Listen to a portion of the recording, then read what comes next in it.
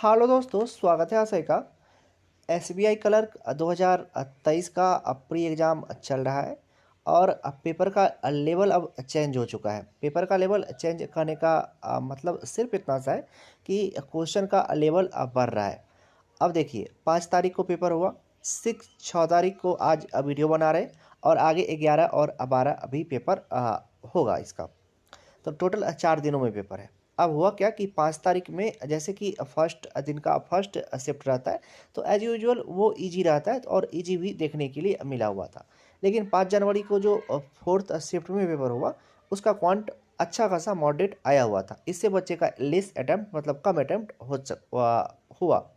तो इसके बारे में बात करने वाले हैं। और 6 जनवरी को भी अगर आपका पेपर था तो क्या कहते हैं, उसमें भी आपको क्या चेंज देखने के लिए मिला, उसके बारे में बात करने वाले हैं। तो चलिए वीडियो में लास्ट तक बने रहिएगा, वीडियो बहुत ही ज़्यादा इम्पोर्टेंट होने वाला है। अब चलिए बात कर लेते हैं कि ऐसा जो हो रहा है तो उसमें क्या अब आप लोग को कर तो दिए हुए, तो कैसे आप लोग को इसको मतलब नॉर्मलाइजेशन में क्या होगा और कैसे कैसे क्या सब चीज़ होता है, तो उसी के बारे में बात करने वाले हैं।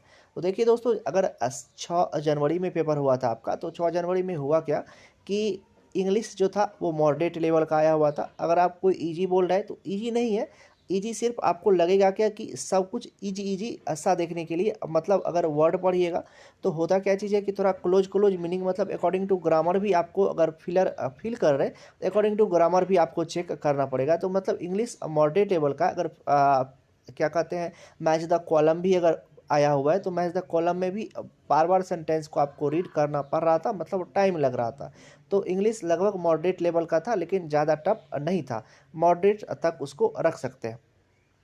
और ज़्यादा जैसा कि हम बता रहे थे कि रीजनिंग इजी था, तो रीजनिंग आज सभी शिफ्ट में आपको इजी देखने के लिए मिलेगा।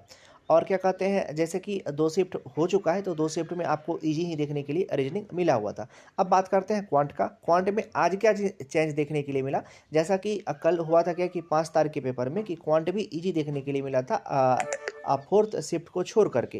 लेकिन आज क्या चीज़ हुआ कि फर्स्ट शिफ्ट में भी, चाहे वो सेकेंड शिफ्ट में भी, क्वांट उतना मतलब इजी नहीं था। क्वांट करने में भी, सिंप्लीफिकेशन करने में भी टाइम जा रहा था, क्योंकि नंबर इस तरह दिया हुआ था कि आप उसको ओरली कर ही नहीं सकते थे, आपको पेन उठाना पड़ेगा ही। और अगर सिंप्लीफिकेशन के क्वेश्चन में पेन उठाना पड़ रहा है, तो अच्छा खासा 40 से 45 सेकंड एक एक क्वेश्चन को करने में टाइम लग रहा था।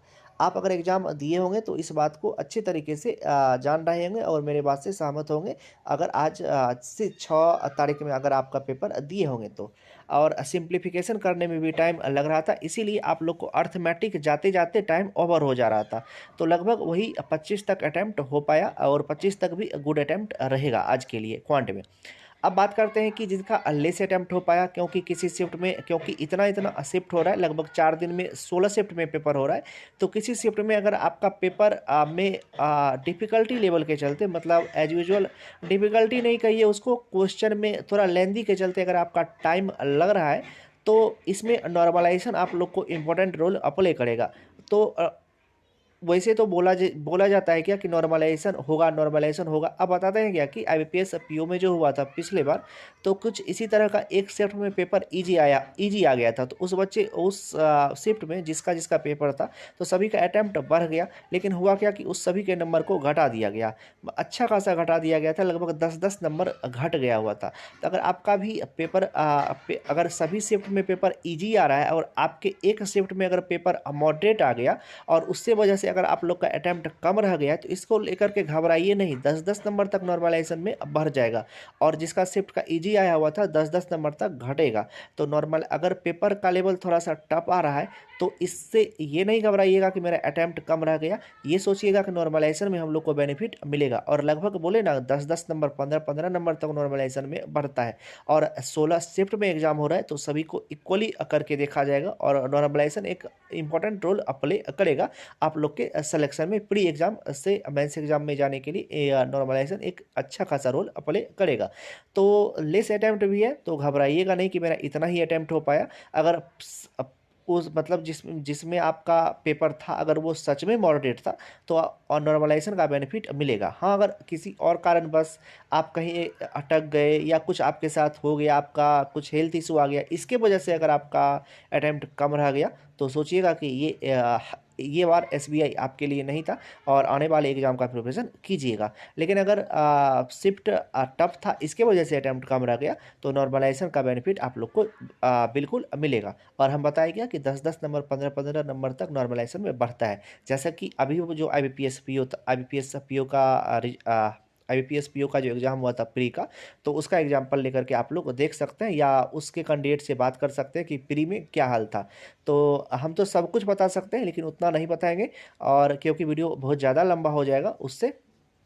तो क्या कहते हैं दोस्तों, सिर्फ इतना कहना चाहेंगे, अगर अटैम्प्ट कम रह गया तो घबराइएगा नहीं और मेंस का एग्ज़ाम का अच्छे से प्रिपेयर कीजिएगा। अगर अगर अटैम्प्ट कम भी है तब, और अगर शिफ्ट मॉडरेट है तब, और अगर कुछ दिक्कत है कि मेरा तैयारी उतना नहीं था तो आप अच्छे से तैयारी कीजिए और आने वाले एग्ज़ाम का प्रिपरेशन कीजिए। अब चलिए दोस्तों, वीडियो यहीं तक रहने देते हैं और मिलते हैं इसी तरह के किसी एक दूसरे एक वीडियो में। अगर वीडियो अच्छा लगेगा तो एक लाइक वीडियो को दे दीजिएगा। चैनल पर नए आए होंगे तो चैनल को सब्सक्राइब कर लीजिएगा। चलिए मिलते हैं इसी तरह के किसी एक दूसरे एक वीडियो में, तब तक आप अपना ध्यान रखिए। Love you, bye bye.